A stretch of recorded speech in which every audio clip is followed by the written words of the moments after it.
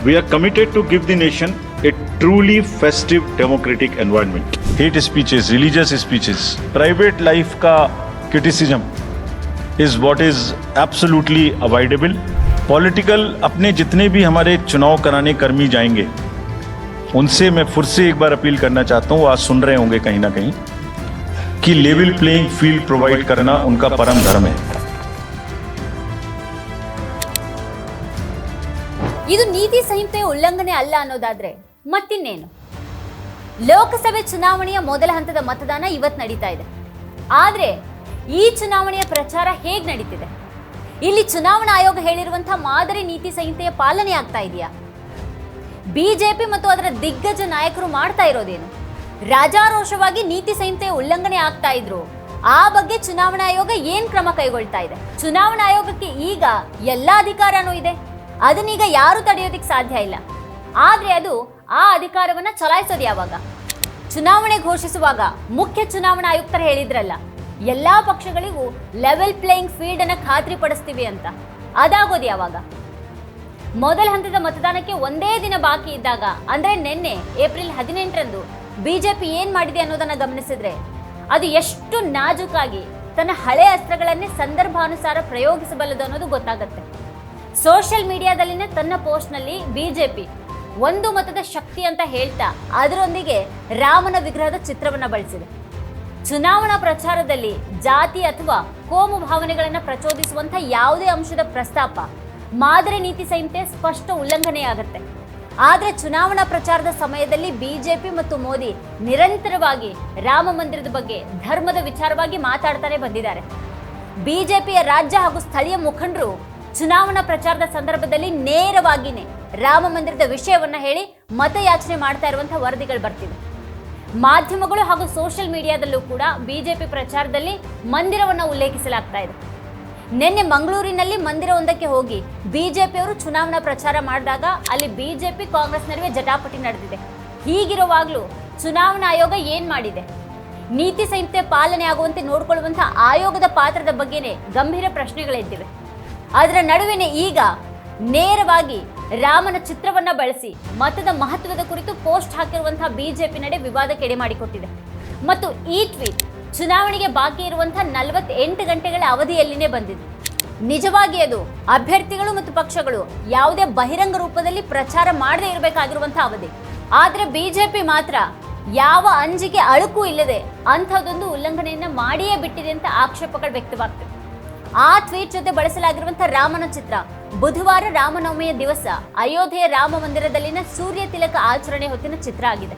April 16ರಂದು BJP Telangana ಘಟಕ ಅಯೋಧ್ಯೆ ರಾಮ ಮಂದಿರದ ಸಾಹಸ ಗಾಥೆ ಅಂತ ವರ್ಣಿಸುವಂತಹ ವಿಡಿಯೋದಲ್ಲಿ ಒಂದು ಸಮುದಾಯವನ್ನು ಅವಹೇಳನ ಮಾಡಿತ್ತು. ಚುನಾವಣೆ ಘೋಷಿಸುವಾಗ ಚುನಾವಣಾ ಆಯೋಗ ಏನೋ ದೊಡ್ಡದಾಗಿ ಮಾದರಿ ನೀತಿ ಸಂಹಿತೆ ಅಂತೆಲ್ಲ ಹೇಳಿತ್ತು. ಸಭ್ಯತೆ ಮತ್ತು ಸಂಯಮವನ್ನ ಕಾಪಾಡಿಕೊಳ್ಳೋದಕ್ಕೆ ಆಯೋಗ ಹೇಳಿತ್ತು. ಜಾತಿ ಇಲ್ಲವೇ ಕೋಮು ಭಾವನೆಯನ್ನು ಆಧರಿಸಿ ಮತ ಕೇಳೋ ಹಾಗಿಲ್ಲ ಅಂತೆಲ್ಲ ನೀತಿ ಸಂಹಿತೆಯ ಪಟ್ಟಿಯನ್ನ ಮುಂದಿಟ್ಟಿತ್ತು. ಅಸ್ತಿತ್ವದಲ್ಲಿರುವಂತಹ ಭಿನ್ನಾಭಿಪ್ರಾಯಗಳನ್ನು ಹೆಚ್ಚಿಸುವ ಅಥವಾ ಪರಸ್ಪರ ದ್ವೇಷ ಮೂಡಿಸುವ ಅಥವಾ ವಿವಿಧ ಜಾತಿ ಸಮುದಾಯಗಳು, ಧಾರ್ಮಿಕ ಅಥವಾ ಭಾಷಾ ಗುಂಪುಗಳ ನಡುವೆ ಉದ್ವಿಗ್ನತೆ ಉಂಟು ಮಾಡುವಂತಹ ಯಾವುದಕ್ಕೂ ಅವಕಾಶ ಇಲ್ಲ ಅಂತ ಆಯೋಗ ಹೇಳಿತ್ತು. ಯಾವುದೇ ದೇವಾಲಯ, ಮಸೀದಿ, ಚರ್ಚು, ಗುರುದ್ವಾರಗಳು ಅಥವಾ ಯಾವುದೇ ಪೂಜಾ ಸ್ಥಳಗಳನ್ನ ಚುನಾವಣಾ ಪ್ರಚಾರಕ್ಕಾಗಿ ಬಳಸಬಾರದು ಅಂತ ಆಯೋಗ ಹೇಳಿತ್ತು. ಮತದಾನಕ್ಕೆ ಬಾಕಿ ಇರುವಂತಹ ಕಡೆ 48 ಗಂಟೆಗಳ ಸೈಲೆಂಟ್ ಪೀರಿಯಡ್ ಬಗ್ಗೆ ಸ್ಪಷ್ಟವಾಗಿ ಹೇಳುವಂತಹ ಆಯೋಗದ ಸೂಚನೆಯ ಪ್ರಕಾರ ಸೈಲೆಂಟ್ ಅವಧಿಯಲ್ಲಿ ಪಕ್ಷಗಳು ಅಥವಾ ಅಭ್ಯರ್ಥಿಗಳಿಗೆ ಬೆಂಬಲ ಕೋರುವಂತಹ ಯಾವುದೇ ನೇರ ಅಥವಾ ಪರೋಕ್ಷ ಪ್ರಸ್ತಾಪ ಇರಕೂಡದು.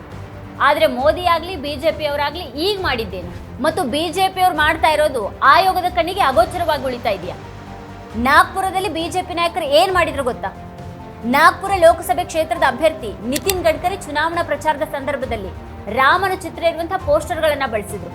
ಇದು ಮಾದರಿ ನೀತಿ ಸಂಹಿತೆ ಸ್ಪಷ್ಟ ಉಲ್ಲಂಘನೆ ಅಂತ ಆರೋಪಿಸಿದಂತಹ ಕಾಂಗ್ರೆಸ್ ನಿತಿನ್ ಗಡ್ಕರಿ ಮತ್ತು ಶಾಸಕ ಮೋಹನ್ ವಿರುದ್ಧ ಕ್ರಮಕ್ಕೆ ಆಗ್ರಹಿಸಿತ್ತು. ಗಡ್ಕರಿ ಉಮೇದುವಾರಿಕೆಯನ್ನು ರದ್ದುಗೊಳಿಸುವಂತೆ ಕೂಡ ಕಾಂಗ್ರೆಸ್ ಒತ್ತಾಯ ಮಾಡಿತು. ಕೇಂದ್ರ ಗೃಹ ಸಚಿವ ಅಮಿತ್ ಶಾ ಪ್ರತಿನಿಧಿಸುವಂತಹ ಗಾಂಧಿನಗರ ಲೋಕಸಭೆ ಕ್ಷೇತ್ರದ ತುಂಬಾ ಇರುವಂತಹ ಈ ಹೋರ್ಡಿಂಗ್ಗಳಲ್ಲೆಲ್ಲ ರಾಮ ಮಂದಿರವನ್ನ ಬಳಸಿಕೊಳ್ಳಲಾಗಿದೆ ಅನ್ನುವಂತಹ ದೂರುಗಳಿದ್ದು ಕ್ರಮಕ್ಕೆ ಒತ್ತಾಯ ಮಾಡಲಾಗಿದೆ. ಅಮಿತ್ ಶಾ ಕೂಡ ಚುನಾವಣಾ ಪ್ರಚಾರದ ಸಂದರ್ಭದಲ್ಲಿ ರಾಮನ ಚಿತ್ರವನ್ನ ಬಳಸಿರೋದ್ರ ಬಗ್ಗೆ ದೂರುಗಳಿವೆ. ಹೀಗೆ ಬಿಜೆಪಿಯವರಿಗೆ ಈ ಮಾದರಿ ನೀತಿ ಸಂಹಿತೆ ಅನ್ವಯ ಆಗೋದೇ ಇಲ್ವಾ? ಈ ಮಾದರಿ ನೀತಿ ಸಂಹಿತೆ ಜಾರಿಯಲ್ಲಿರೋವಾಗ್ಲೂ ಅದರಲ್ಲಿ ಏನನ್ನ ಮಾಡಬಾರ್ದಂತ ಇದೆಯೋ ಅದನ್ನೆಲ್ಲವನ್ನು ಕೂಡ ಬಿಜೆಪಿಯವ್ರು ಮಾಡಬಹುದಾ? ಬಿಜೆಪಿಯವ್ರಿಗಾಗಿನೇ ಆಯೋಗದ ಕಡೆಯಿಂದ ವಿಶೇಷ ಅನುಕೂಲ ಏನಾದರೂ ಇದೆಯಾ? ಇಂತಹ ಪ್ರಶ್ನೆಗಳನ್ನ ಇದು ಮೂಡಿಸುತ್ತಲ್ಲ. ಇನ್ನು ಮೋದಿ ದೇಶದ ವಿವಿಧೆಡೆಗಳಲ್ಲಿ ತಮ್ಮ ಚುನಾವಣಾ ಪ್ರಚಾರದ ವೇಳೆ ಮಾದರಿ ನೀತಿ ಸಂಹಿತೆ ಉಲ್ಲಂಘನೆ ರೀತಿಯಲ್ಲಿಯೇ ಮಾತಾಡಿದ್ದಾರೆ ಅಂತ ಸಿಪಿಎಂ ಪ್ರಧಾನ ಕಾರ್ಯದರ್ಶಿ ಸೀತಾರಾಮ್ ಯೆಚೂರಿ ಅವರು ಆರೋಪ ಮಾಡಿದ್ದಾರೆ. ರಾಮನ ವಿಚಾರದಲ್ಲಿ ಕೋಮು ಧ್ರುವೀಕರಣ ತೀವ್ರಗೊಳಿಸುವಂತಹ ಉದ್ದೇಶದಿಂದ ಮೋದಿ ನೀಡಿರುವಂತಹ ಹೇಳಿಕೆಗಳನ್ನ ಪಟ್ಟಿ ಮಾಡಿ ಚುನಾವಣಾ ಆಯೋಗಕ್ಕೆ ದೂರು ನೀಡಿರೋದಾಗಿ ಯೆಚೂರಿ ಅವರು ಹೇಳಿದ್ದಾರೆ. ಆಯೋಗ ಏನ್ ಕ್ರಮ ಕೈಗೊಳ್ಳುತ್ತೆ?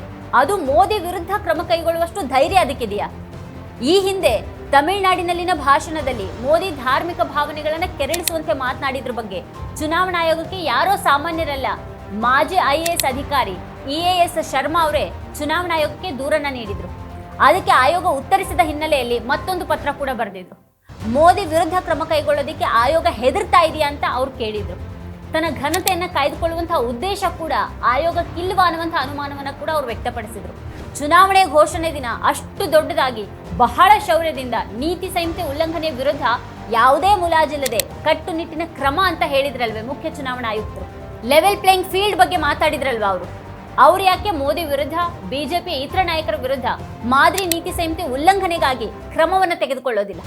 ವಿಪಕ್ಷಗಳ ವಿರುದ್ಧದ ಈ ಕಟ್ಟುನಿಟ್ಟಿನ ಕ್ರಮದ ಅಬ್ಬರ ಮೋದಿ ವಿರುದ್ಧ ಯಾಕಿಲ್ಲ? ಮುಖ್ಯ ಚುನಾವಣಾ ಆಯುಕ್ತರ ದೃಷ್ಟಿಯಲ್ಲಿ ಈ ಲೆವೆಲ್ ಪ್ಲೇಯಿಂಗ್ ಫೀಲ್ಡ್ ಅಂತಂದ್ರೆ ಇದೇನೆ ಹಾಗಾದ್ರೆ? ಇದೇ ಈ ಹೊತ್ತಿನ ಸ್ಪೆಷಲ್. ನೋಡ್ತಾ ಇರಿ ವಾರ್ತಾ ಭಾರತಿ. ನೀವಿನ್ನು ವಾರ್ತಾ ಭಾರತಿ ಯೂಟ್ಯೂಬ್ ಚಾನಲ್ಗೆ ಸಬ್ಸ್ಕ್ರೈಬ್ ಆಗಿಲ್ಲ ಅಂದರೆ ಈ ಕೂಡಲೇ ಸಬ್ಸ್ಕ್ರೈಬ್ ಆಗಿ, ಹಾಗೆಲ್ಲೇ ಪಕ್ಕದಲ್ಲಿರುವ ಬೆಲ್ ಐಕಾನ್ ಪ್ರೆಸ್ ಮಾಡಿ.